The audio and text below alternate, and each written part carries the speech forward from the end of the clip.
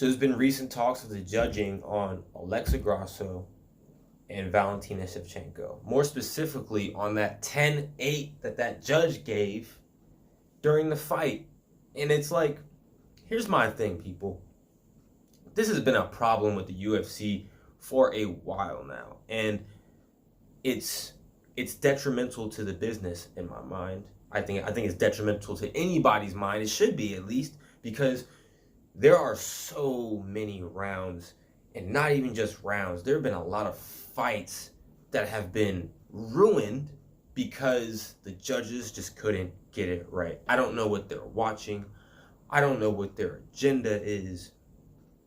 But it's a problem that truly needs to get fixed, and I mean like today, like right now, because as I've just said, it's ruining the quality of fights. And you can't have a competitive anything that allows judges to be in the mix and have it be ruined by how they score cards. It completely crumbles the competitive nature of any sort of competition. And if we're talking about fights, if we're talking about something that can't automatically just be run back, it's not something that we can just be like, okay, the judges got it wrong, let's do this tomorrow. You can't do that with fights.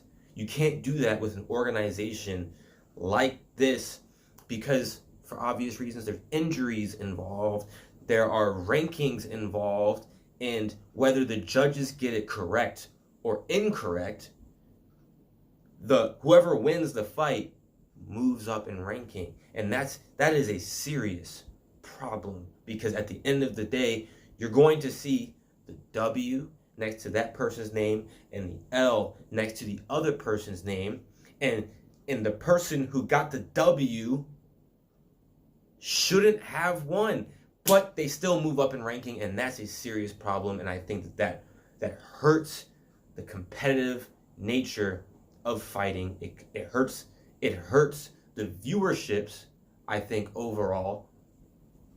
It hurts the interest of people even seeing the end of fights.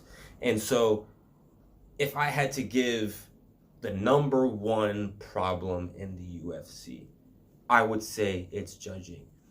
There's one fight that really comes to mind first. It's that Miranda Maverick and Macy Barber fight. That was one of the worst decisions I've ever seen as a UFC fan, as a UFC viewer. That was one of the worst ones. So bad that the commentator / UFC legend in himself, DC, Daniel Cormier, said that there's no way that fight could have gone any other way other than Miranda Maverick, and they gave it to Macy Barber.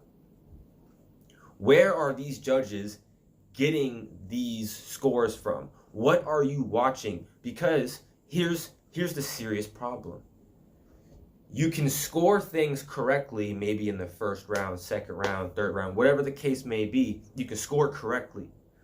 But there's a round that is clearly obvious, and you can get it completely wrong. And that's where things start to get fishy, right, people? You start to think, like, what is the agenda behind these judges, and why is there even an agenda to begin with? What is going on in order for them to be influenced, for them to make that sort of decision? A 10-8? A 10-8? That's crazy, especially if it's a 10-9 round. It's a very close round. A 10-8 round, people, if you don't know, a 10-8 round should be a extremely dominant round. It should be a round that is dominated.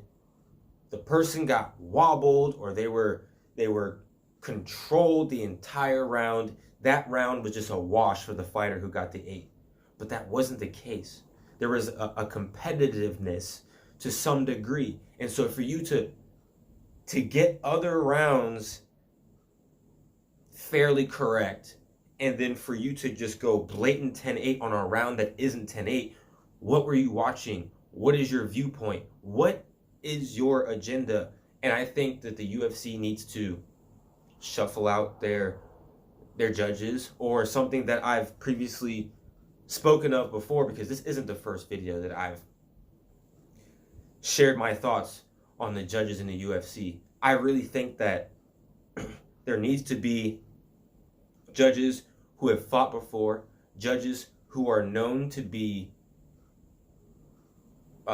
very respective amongst the sport, and those who are fighters, who are judges, need to be unbiased.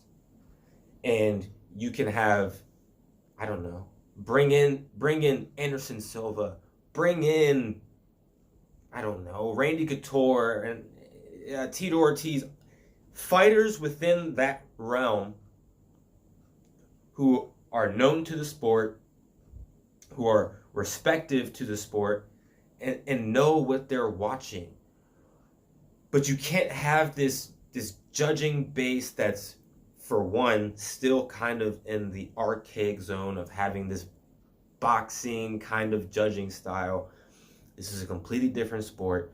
You need to update the judging, and you need to be more specific with how people score points. You can't have it to where it's kind of fluid. You need to have a specific set of points that are given to wobbling a fighter, to sitting down a fighter, for takedowns, octagon control, ground control, submission defense. Because I do think that a person needs to be able to have some sort of points given to them if they are able to successfully defend against a submission. I think that that's something to be counted for, something to be said for.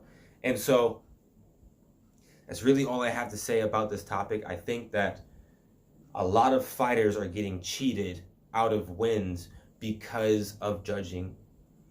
And the one thing that I can say is that I think Alexa Grasso did enough to retain the title. Do I think it was a tie?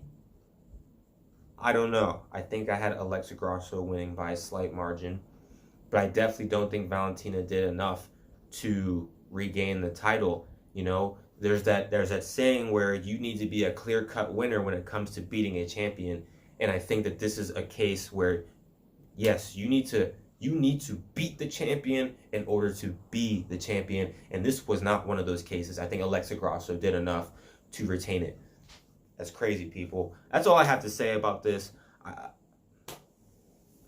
I'm baffled. I'm bamboozled. So I'll catch you guys on the next one. Comment what you think about the judging, especially in the last, I don't know, 5 years or so. Comment down below. Like, subscribe to the channel. So stay tuned, and I'll catch you guys in the next one. Peace.